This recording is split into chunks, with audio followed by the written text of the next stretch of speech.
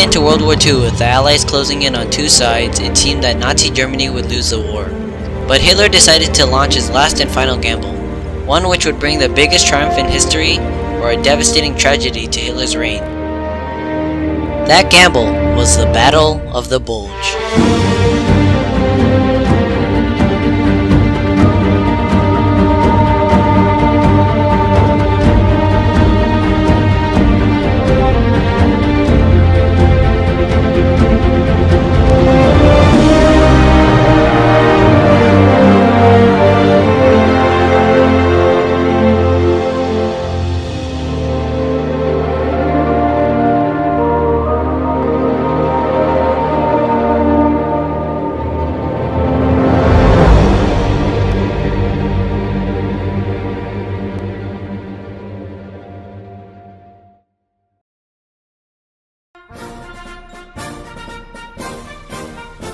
After D-Day in the June of 1944, the Allies had made two fronts on Nazi Germany, the Eastern and Western Front. At this point, the two fronts would close in on Germany and end the war. In order to turn the tides of the war, Hitler would have to push back on the Western Front so his troops could focus on the Russians.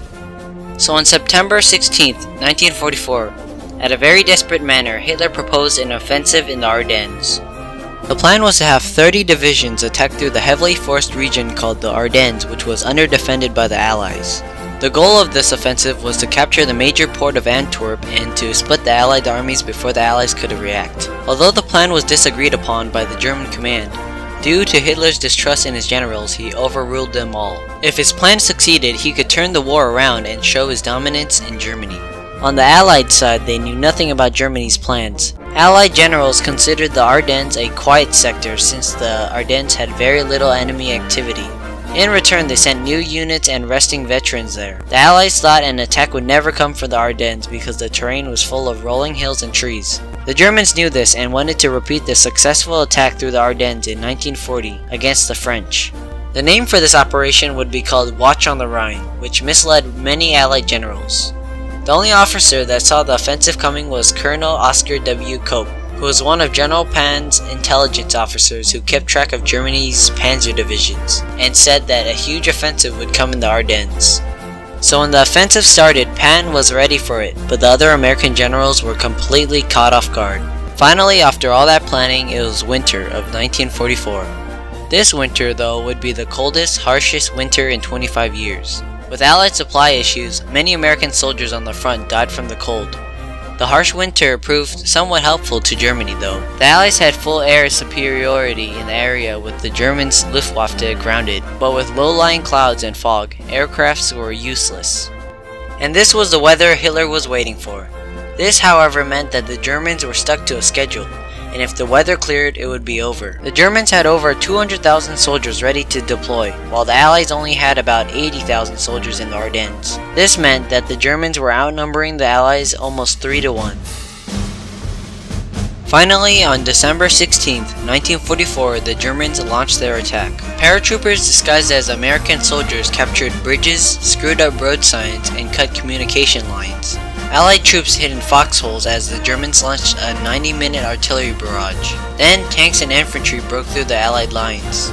They surrounded an infantry division and advanced towards the Meuse River, capturing bridges and crossroads on the way.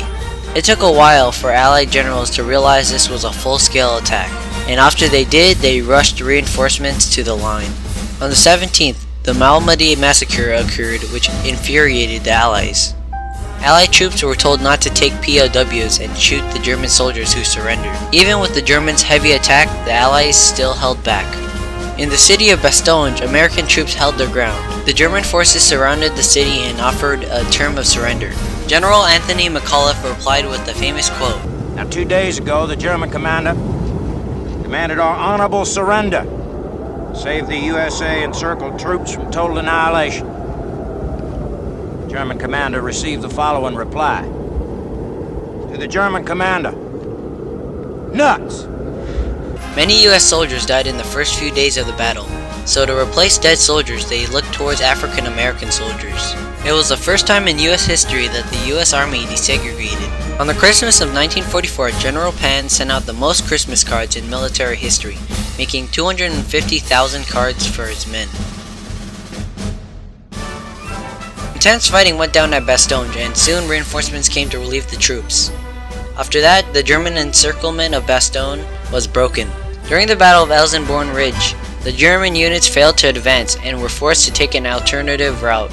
American tanks such as the Sherman were outdated to Germany's King Tiger, but this tank and Germany's other large beasts took up huge amounts of fuel, and at this point the Germans were running out of it. Many German tanks were abandoned because of no fuel, and Allied troops destroyed many fuel depots, leaving the German advance starved of fuel. This, plus rough terrain, cold weather, hard resistance, and low supplies caused Germany's advance to slow. The Germans had made a bulge into the Allied lines 60 miles deep and 50 miles wide, but now they were being pushed back. Soon reinforcements came and the skies cleared. Bastogne was relieved by Pan's Third Army, and the British Field Marshal Bernard Montgomery stopped the Germans from crossing the Meuse River. On January 1st, 1945, the Allies launched their counterattack. With the Allies pushing the Germans back and the Soviet Union getting ready for another attack, Hitler decided to pull back his forces. On January 25th, 1945, the Battle of the Bulge ended. In the battle, over 75,000 Americans suffered casualties, and 700 tanks were lost. But the Germans suffered a bigger loss, with over 120 soldiers lost or captured, 800 tanks destroyed, and over 1,000 aircrafts gone. These were things Germany could not replace. With Hitler using up many reserves for the offensive, without enough troops and supplies, a German offensive in World War II would never be attempted again. The Battle of the Bulge was Hitler's last chance at trying to turn the tides of the war, and it failed. Soon the Allies prepared to head into Germany, and in about 6 months, the war in Europe would end. German soldiers lost the last hope they had, and they knew that the end was not too far away.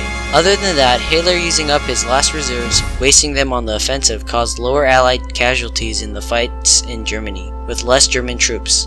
After the Battle of the Bulge, the outcome of the war was set in stone, but Hitler and many other generals kept fighting to the end. They would be killed anyways after the war, so it wasn't easy going for the Allies even after the Battle of the Bulge. Still to this day, the Battle of the Bulge is the largest battle fought by the US in World War II, and the second bloodiest battle fought by the US in its history. It was also one of the most important battles of World War II. Huge amounts of World War II tanks are still being found in the Ardennes, many of them left abandoned by tank crews during the battle 73 years earlier.